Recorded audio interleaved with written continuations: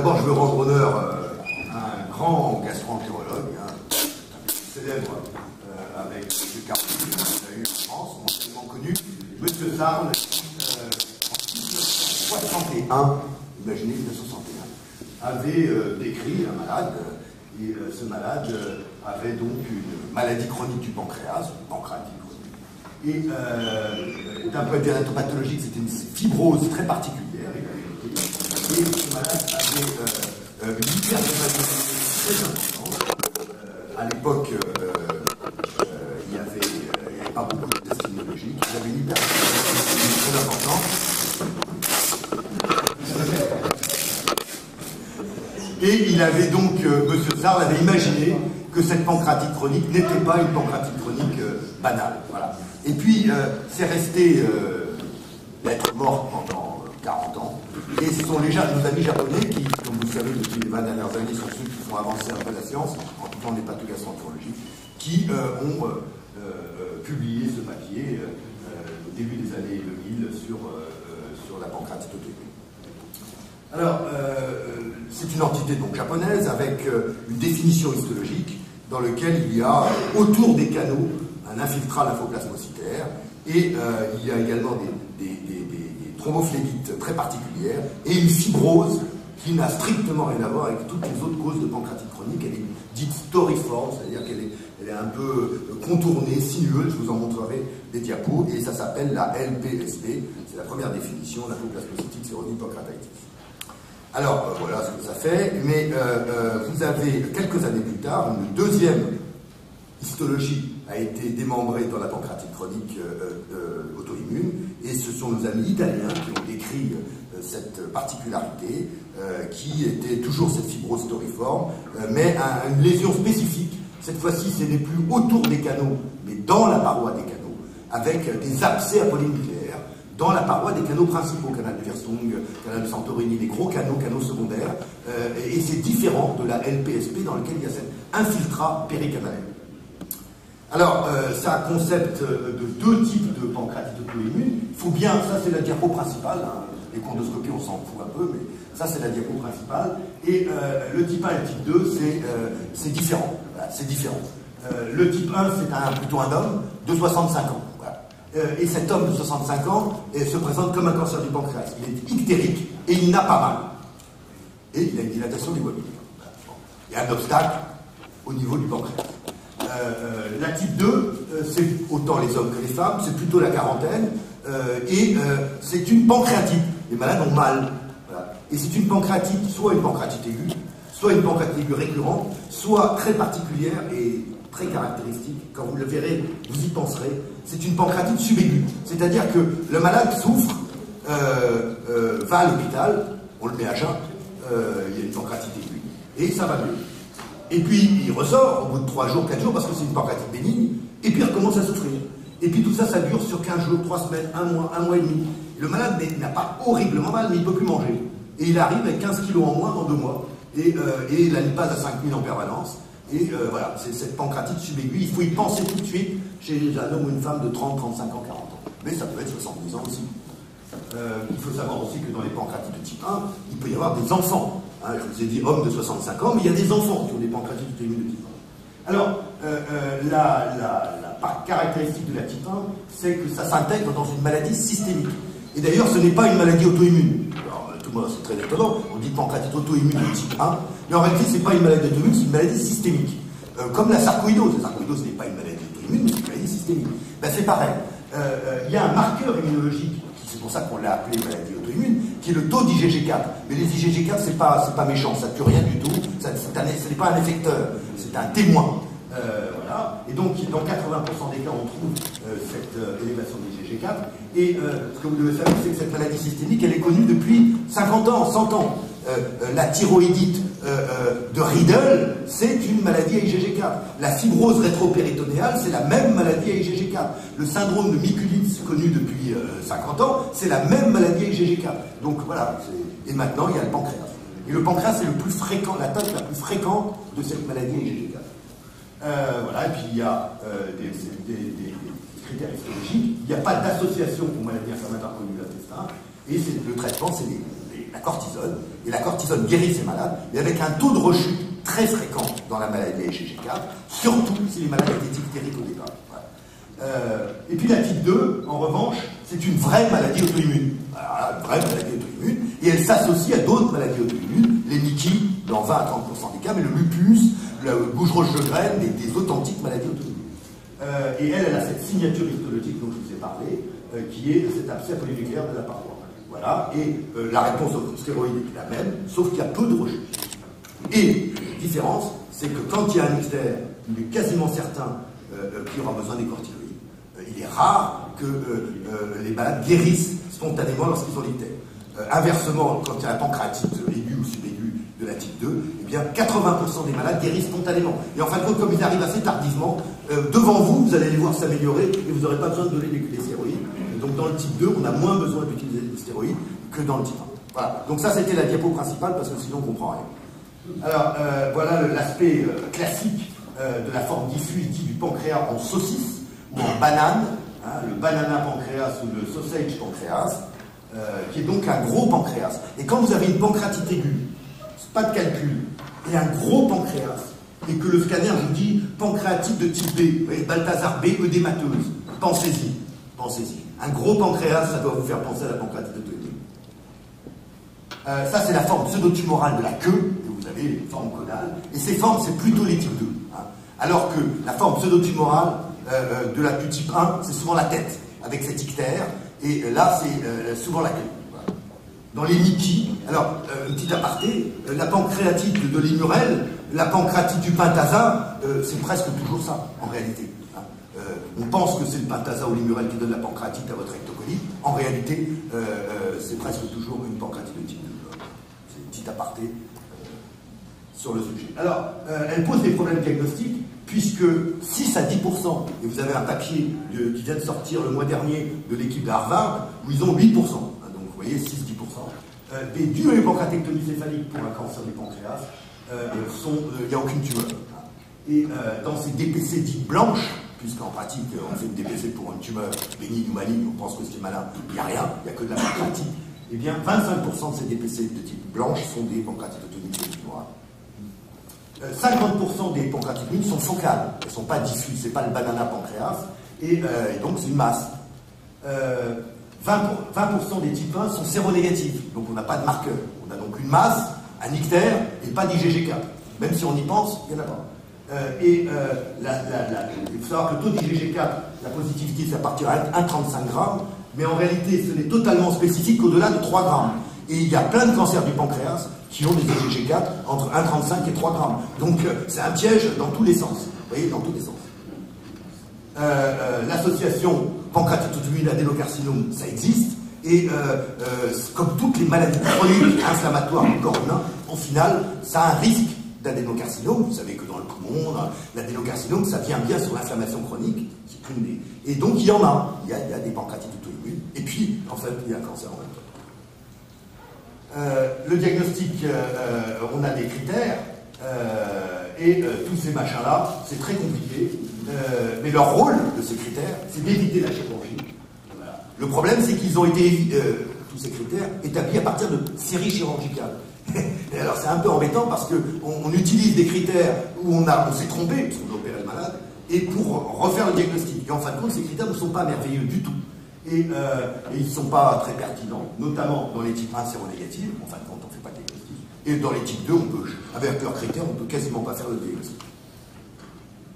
Avant d'avoir opéré le patient. Donc, le problème, c'est... Voilà. Alors, l'écho-endoscopie, pourquoi on va utiliser cette méthode? C'est une méthode d'imagerie comme une autre. Il y a des anomalies parenchymateuses et canalaires. Vous savez que c'est la meilleure technique pour les pancréatites chroniques non calcifiées.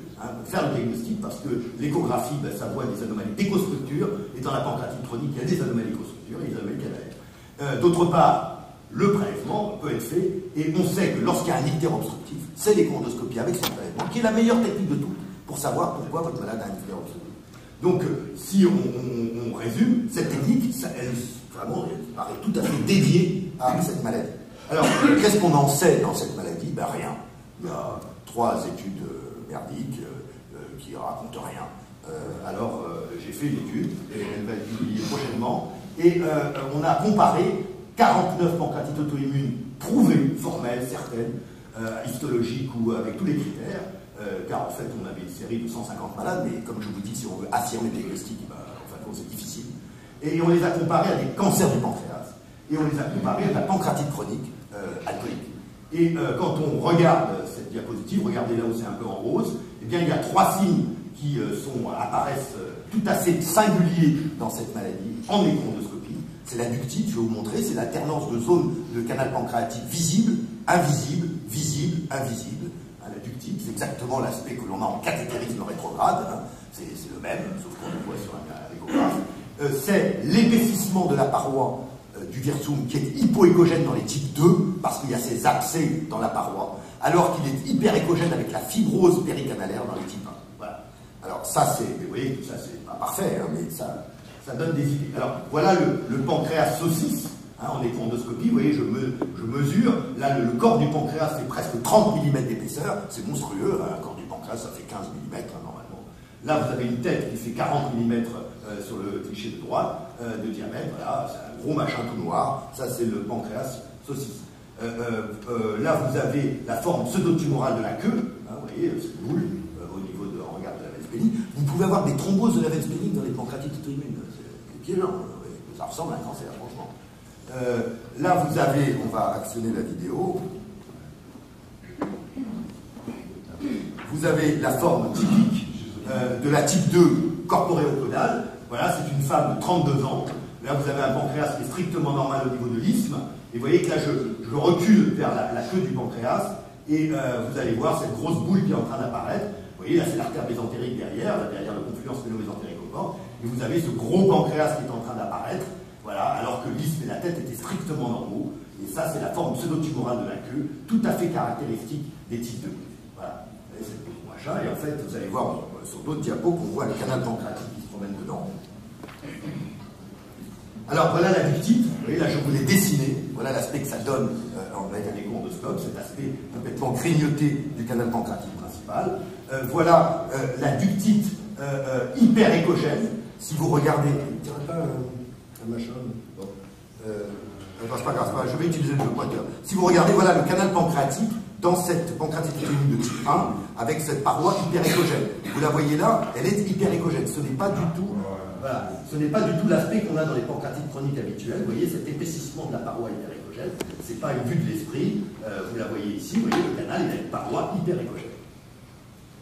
Là, vous avez la pancréatite auto-immune de type 2 avec cette paroi hypoéchogène. Vous voyez, ça c'est quand on fait un prélèvement, alors il ne faut pas mettre l'aiguille dans le canal pancréatique principal, enfin quand on a des canaux secondaires qui apparaissent sur les prélèvements histologiques, eh bien il y a des abcès dans la paroi du canal lui-même. Ça c'est, on va actionner la vidéo, ça c'est, vous allez voir cette ductite hypoéchogène, c'est le même malade, la même malade de 32 ans que je vais montrer le film il y a 2 secondes. Vous allez voir, regardez bien ce canal qui est devant vous, et vous voyez sa paroi que vous devinez hypoéchogène. Voilà, vous voyez, cette espèce de serpent avec une paroi épaisse, voilà, c'est très caractéristique de la pancréatite auto-immune de type 2. Normalement, un canal pancréatique, il n'a pas cette paroi hypoéchogène. Alors, la cholangite à IgG4, c'est tout à fait particulier, car ce que vous devez savoir, c'est que dans l'ictère qui va apparaître dans votre pancréatite auto-immune de type 1, l'ictère n'est pas dû à la pancréatite. Ce n'est pas la compression du canal pancréatique par la pancréatite, c'est l'association à la cholangite. Et la pancréatite, comme elle est indolore, peut être présente depuis 10 ans. Il y a des malades qui arrivent en insuffisance pancréatique exocrine avec un pancréas calcifié, parce que c'est une vieille pancréatite auto-immune. Mais ils viennent parce qu'ils sont jaunes. Et en fait, la nouveauté, c'est la cholangite. Et vous savez qu'on a transplanté des foies hein, dans des cholangites sclérosantes. Maintenant, on le sait par l'étude anatopathologique des foies explantés, qui étaient des cholangites auto-immunes. C'est-à-dire que ça ressemble énormément à une cholangite sclérosante primitive.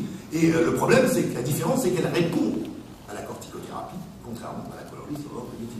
Donc maintenant, il faut se méfier de ces cholangites à IgG4. Et vous voyez cet épaississement monstrueux de la paroi du canal pancréatique principal, vous voyez, qui fait 3-4 mm. Ça, c'est caractéristique de la type 1. Dans la type 2, c'est jamais aussi important. Alors, le prélèvement, eh bien, on l'utilise dans une masse pour écarter le diagnostic de cancer. on utilise des aiguilles fines, habituellement, 25-22 gauche, et en réalité, c'est incapable de faire le diagnostic de PAI. On n'a pas de critères histologiques suffisants, on a quelques lymphocytes, et en fait, souvent, on a beaucoup de fibrose, et en fin de compte, on ne peut pas... Mais le problème, c'est qu'on fait ça pour écarter le diagnostic, et en réalité, on fait des faux diagnostics de cancer, parce que dans la pancréatite auto-immune, il y a énormément d'atypie cellulaire. Et quand on fait de la cytologie, en réalité, la NAPA qui vous dit « Ouh là là, c'est très inquiétant ce que tu me montres », et alors, nous, on pense à la pancréatite auto-immune, on fait un prélèvement avec une aiguille fine pour écarter le cancer, et on arrive avec un résultat où on nous dit « Oula, c'est vraisemblablement un cancer ». Et donc, il nous est arrivé de faire des DPC, alors qu'on avait imaginé que c'était une pancréatite auto-immune, parce qu'on avait fait un prélèvement qui avait dit que c'était peut-être et probablement un adénocarcinome. Et pour illustrer ce problème, eh bien, vous avez une série, il y a plusieurs séries sorties, vous voyez, ça c'est une série 2012, dans lequel, chez des patients qui ont eu des biopsies échonoscopiques, mais en fait pas des biopsies, des aspirations à l'aiguille fine, c'est là qu'il y a la différence, et chez qui, par chirurgie, on a démontré que c'était des pancréatites auto-immunes après. Et bien, vous voyez qu'il y avait 1%, on a affirmé sur les prélèvements que c'était un adénocarcinome, un cystadénome mucineux, je ne sais pas comment on a fait ça, et vous voyez ces atypies, près de 50% de ces malades avaient des atypies. Voilà. Alors, quand vous regardez ça, ben, toutes ces cellules se ressemblent, et ben, là, vous ne saurez pas me dire où est le cancer, et où sont les atypies, vous voyez, ça se ressemble énormément. Qu'est-ce qui se passe? Il ne va pas changer. Ah, pardon. Ouais, pardon. Ouais. Alors, les prélèvements, maintenant, c'est ici à la grosse aiguille. C'est des biopsies. Et là, vous avez une étude japonaise qui montre qu'on a pu faire le diagnostic de pancréatite auto-immune certaine avec une grosse aiguille dans 43% des gens. Et il n'y avait pas d'atypie. Ça, c'est l'étude que j'ai montrée aux francophones cette année, où on utilise des grosses aiguilles et je rajoute systématiquement des biopsies de la papille à la recherche des IgG4. 17 patients, 13 type 1, 4 type 2, et on traverse le duodénum avec une aiguille flexible et l'estomac avec une grosse aiguille coupante. Et 2 malades n'avaient pas de prélèvement suffisant pour le diagnostic de pancréatite chronique auto-immune, et c'est donc une sensibilité à 88%. Et vous voyez que 11 des types 1 ont été diagnostiqués, dont 2 avec des biopsies de la papille, et les 4 types 2 ont pu être diagnostiqués. Alors, ça c'est pour vous montrer comment ça se présente, en contraste, parce que le contraste aide beaucoup. Là, vous avez une prothèse en place, vous avez une masse pancréatique, elle ressemble énormément à un cancer du pancréas, le malade a un ictère, vous lui avez mis une prothèse, et vous voyez que cette masse prend le contraste, et le fait qu'elle prenne le contraste est extrêmement choquant pour un adénocarcinome, qui sont très hypovasculaires. Et là, vous avez le prélèvement avec une grosse aiguille de 19 gauges, qui va permettre d'obtenir des fragments biopsiques importants et suffisants pour le diagnostic. Alors ça donne ça comme fragments, vous avez des fragments, et ça vous donne ça, vous avez une biopsie comme une biopsie du foie, et vous voyez par exemple ici que vous avez beaucoup d'atypies dans cette zone, et on comprend bien que quand il y a une cytologie, eh bien la cytologie elle va montrer des cellules isolées, et elles sont très inquiétantes. Quand on a le prélèvement biopsie, c'est beaucoup plus rassurant. Et voici ici cette fibrose storiforme, vous voyez, qui est fibrose ondulante, qui est tout à fait caractéristique de cette maladie, et obtenue par des prélèvements à l'aiguille de 19 gauges. Voilà. Et ça, c'est une pancréatite auto-immune de type 1 avec l'immunomarquage aux IgG4. Un autre malade qui a une pancréatite caudale, cette fois-ci. Caudale, je vous ai dit que c'était souvent des types 2. En cas particulier, c'était un type 2, mais la masse, c'était une masse tumorale avec une thrombose de la veine splénique. Et vous avez cette prise de contraste qui est très rassurante, on va dire. Et on fait le prélèvement avec une aiguille coupante. Et vous allez voir qu'on va couper le parenchyme. Et on prend son temps, on aspire. Et à un moment donné, je vais tirer dessus. Vous allez voir que ça va décoller quelque chose. Et en fait, on a réellement un fragment biopsique qui va venir dans l'aiguille. Il faut utiliser ce type d'aiguille, mais il faut être très prudent parce que si il ne faut pas le mettre dans le canal pancréatique, sinon on va couper le pancréas en deux. Voilà. On s'arrête. Voilà ce que vous obtenez, vous voyez, c'est une vraie biopsie. Et voilà ce que ça donne avec les abcès polynucléaires dans les parois des canaux. Donc on a la preuve. Alors je vous propose cet algorithme qui sera très certainement utilisé dans les années prochaines, quand il sera validé. Alors quand vous avez une masse focale, eh bien c'est pas une aiguille fine qu'il faut utiliser, c'est une aiguille 19 gauche. Et vous avez malignité dedans, vous opérez votre patient, c'était bien un cancer. Vous avez le diagnostic de pancréatite auto-immune sur votre biopsie, macrobiopsie, et bien vous avez des stéroïdes. Vous avez la forme diffuse. La forme diffuse de deux choses l'une, soit elle est associée de manière évidente à une autre maladie auto-immune ou à une maladie IgG4 et vous faites donner vos stéroïdes, soit elle n'est pas associée à une maladie connue et à ce moment-là vous faites vos prélèvements. Juste, je termine par un cas clinique d'une jeune fille de 15 ans qui faisait des malaises hypoglycémiques et qui a présenté un ictère flamboyant avec un amaigrissement et une dilatation des voies biliaires. L'imagerie a montré un double dot sign, c'est-à-dire une double dilatation biliaire et pancréatique et une masse de la tête du pancréas. Cette masse était hypodense, mais elle prenait modérément le contraste, et l'IRM montrait quelque chose qui était hypervasculaire. Le diagnostic d'insulinome malin a été évoqué et la patiente m'a été confiée pour essayer de biopsier. Et vous avez cet aspect de dilatation de la voie biliaire, dilatation du Wirsung, et voilà la masse. Et quand on voit ça, on voit bien que ce n'est pas un insulinome malin. Voilà. Et ici, vous avez une cholangite, vous voyez l'épaississement. Là, déjà, on commence à tiquer. Là, vous avez cette cholangite dans le pancréas. Vous voyez, dans le pancréas, ce n'est pas la compression, c'est bien la cholangite elle-même. Et là, vous avez une phlébite de la veine porte. Ça, vous voyez, ça c'est la phlébite inflammatoire de la veine porte, vous allez voir, c'est tout à fait impressionnant. Et bien sûr, sur les imageries, ça montrait comme un envahissement de la veine porte. Vous voyez, ça c'est la veine porte, vous voyez le chenal, et vous voyez la paroi complètement inflammatoire. C'est tout à fait exceptionnel, ce genre il n'y a que dans ces maladies qu'on voit ça, hein, c'est incroyable. Et vous allez voir maintenant l'épaississement hyperéchogène du canal pancréatique, je vous montre ça.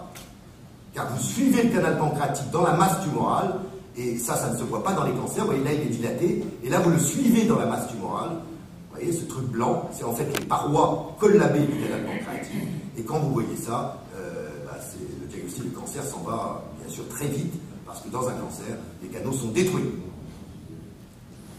En réalité, les biopsies que j'ai faites n'ont pas montré de pancréatite auto-immune de critères suffisants, il n'y avait pas d'IgG4, la malade était séronégative. Mais les biopsies de la papille ont montré des IgG4. Oui, biopsies de la papille. Donc il faut toujours faire ces biopsies de la papille dans les maladies IgG4, même si les séronégatifs peuvent être positifs. Et bien sûr, elle a reçu un traitement corticoïde et l'a guéri. Donc en résumé, c'est une maladie récente. Il y a deux types différents. Il faut se souvenir que les types 1 n'ont pas mal et sont jaunes. Les types 2 ont mal et ne sont pas jaunes. Le type 1, c'est une maladie systémique, mais elle n'est pas auto-immune. Voilà. Le type 2, c'est en revanche une typique maladie auto-immune. Les critères diagnostiques sont totalement inappropriés. L'échoendoscopie est probablement un bon examen et on va le valider. Et lorsque c'est utile et qu'on doit faire des prélèvements, ça c'est pour les échoendoscopies, c'est utiliser des grosses aiguilles et pas des petites aiguilles, sinon vous risquez de tomber dans le piège inverse et vous avez pensé au diagnostic et au contraire on vous sort un diagnostic de cancer et vous opérez votre malade à tort.